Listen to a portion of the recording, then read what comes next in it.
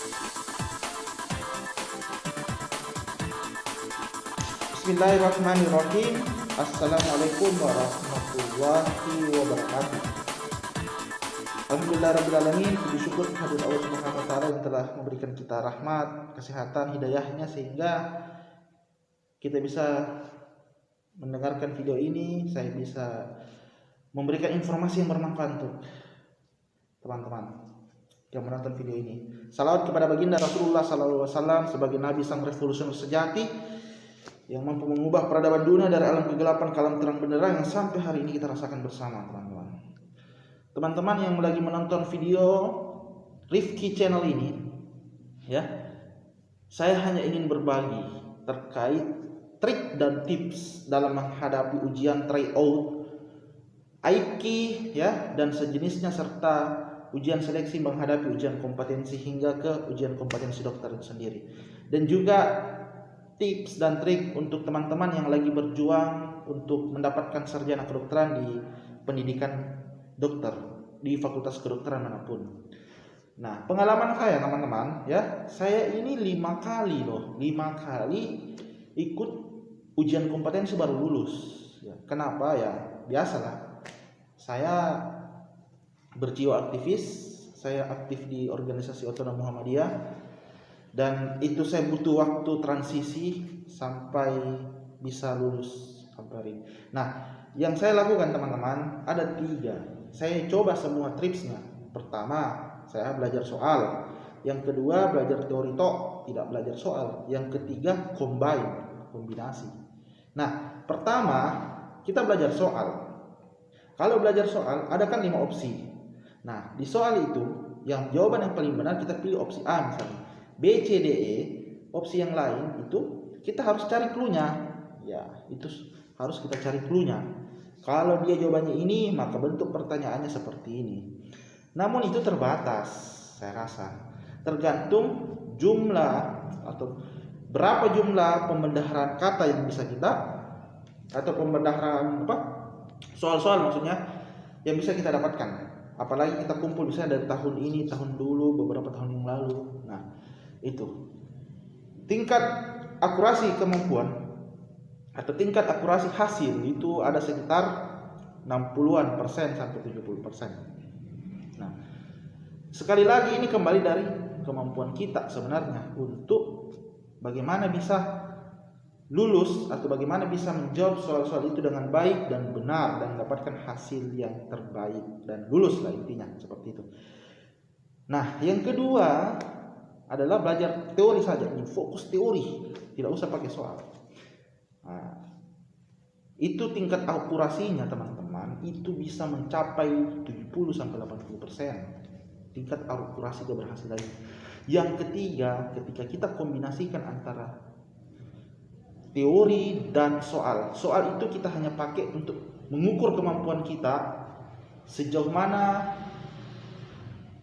kita menguasai teori, teman-teman, ya. Nah, teman-teman, kalau kita belajar teori, fokus teori. Setelah itu kita cari bentuk-bentuk soal untuk mengukur. Nah, soal itu kan bisa dibagi soal yang mudah, paling mudah, sedang, sulit, dan paling sulit, ya. Itu untuk mengukur kemampuan kita, ya, sejauh mana kita menguasai teori. Nah, teman-teman, saya buka masker saya. Nah, teman-teman, kita kuasai teori. Nah, tergantung cara kita untuk mau pakai cara yang mana, karena kemampuan kita kan beda-beda. Ada yang cepat menyerap pelajaran, harus yang sedang-sedang, yang biasa-biasa saja, yang butuh 10 kali pengulangan sampai 20 kali misalnya untuk menguasai itu sebuah teori. Mungkin hanya ada 1 kali, 2 kali, 3 kali dan dia bisa paham. Jadi tergantung kemampuan kita, teman-teman, ya. Jadi silahkan memilih yang mana. Tapi ketika saya memberi saran kepada teman-teman yang lagi menghadapi ujian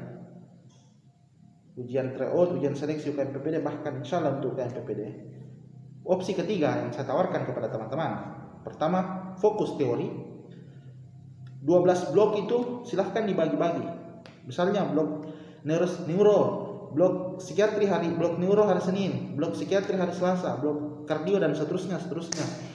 Nah, itu harus disertakan dengan bentuk-bentuk soal dari blok-blok itu sehingga terstruktur dan tersistematis, sehingga pelajaran itu bisa masuk secara teratur dan tidak ini kan. Ya, yang kedua yang saya paparkan kepada teman-teman, saya jelaskan, mau kasih tahu, jangan lupa berdoa, jangan lupa beribadah, jangan lupa bersedekah. Maksimalkan 3 komponen doa itu teman-teman. Doa kedua orang tua kepada anaknya, doa anak yatim piatu, anak terlantar, yang ketiga doa orang yang teraniaya. 3 jenis doa ini adalah doa yang diijabah langsung oleh Allah Subhanahu wa taala, ya, tanpa lewat perantara.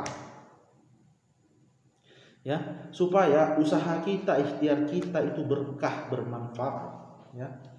Sehingga kita menjadi dokter itu tidak menjadi sombong dan membangga-banggakan diri. Karena segala sesuatu dalam perjalanan hidup kita itu ada Allah Subhanahu wa taala yang memberikan rezeki kepada kita. Jadi Allah itu memberikan rezeki. Oleh kalau kita berjuang untuk mendapatkan gelar dokter, Dia memberi kita pada saat kita butuhkan, bukan pada saat kita inginkan. Jadi Allah itu sejauh mana prasangka kita, ya. Sekali lagi, kalau kita prasangka baik, insya Allah Allah berprasangka baik. Begitupun sebaliknya.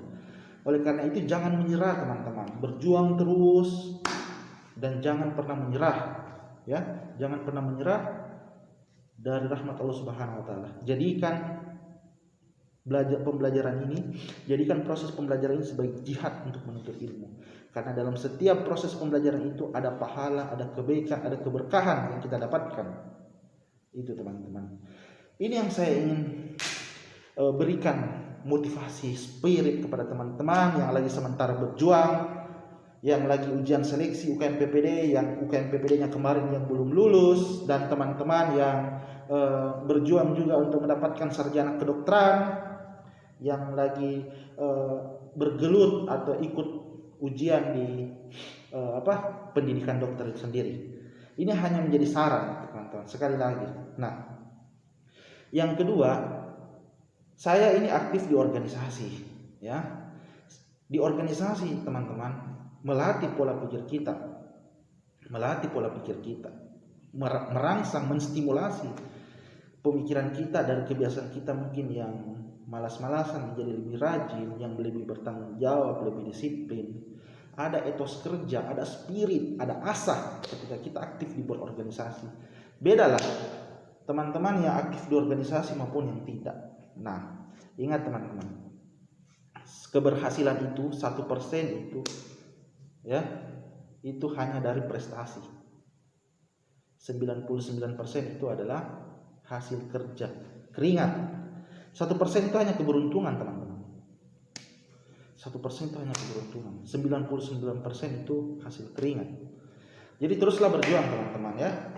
Bahwa segala sesuatunya itu untuk mendapatkan hasil, untuk mendapatkan kesuksesan itu harus berjuang terus. Baiklah teman-teman, mudah-mudahan video ini bermanfaat. Mudah-mudahan tips trik dalam menghadapi ujian seleksi UKM PPD ini bisa memberikan manfaat kepada teman-teman yang lagi berjuang. Oke, baiklah teman-teman, mudah-mudahan video ini bermanfaat. Sekali lagi, jangan lupa like, subscribe, berbagilah, share maupun komen di Rifki Channel di akun YouTube ini. Oke, terima kasih teman-teman. Billahi taufiq wal hidayah. Assalamualaikum warahmatullahi wabarakatuh.